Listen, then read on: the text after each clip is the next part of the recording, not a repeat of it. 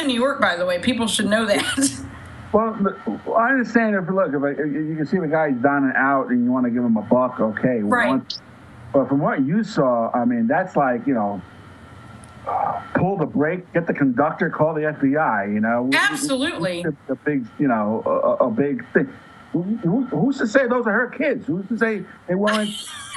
I don't mean to laugh, but I've actually wondered that because I see one woman she's usually on the F train, and she has her little sign written in perfect English, by the way, that says, "I don't speak English." And then I'm like, well, who wrote the sign? And I always look down, and this woman always has a pedicure. That's right. She's got a perfect pedicure. I'm like, I can't even afford to get a pedicure all the time. How come you can?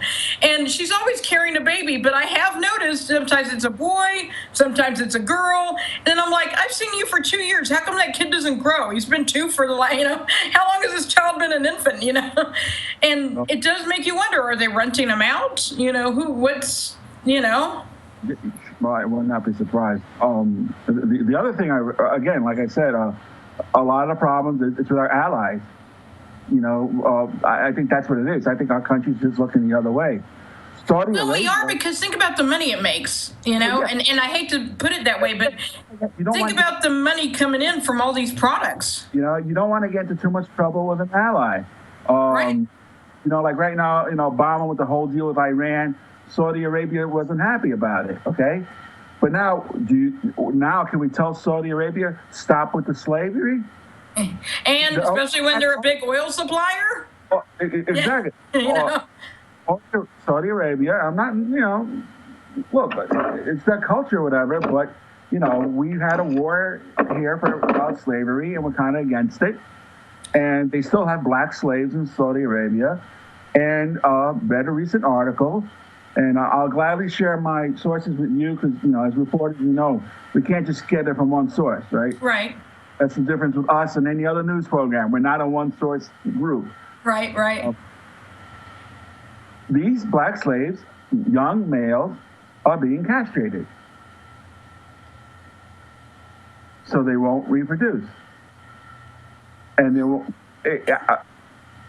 And this does raise an issue, with, we've heard a lot, for instance, about the Black Lives Matter movement and so forth. And as you mentioned, you mentioned the whole thing about the Confederate flag, okay. But, I think there also needs to be, and I just say, if I were an African-American citizen, I would have a real problem buying a pair of sneakers that I knew was made with slave labor, or eating that chocolate bar, So we all need to become aware of this. And, if, everybody bears some blame in this, really.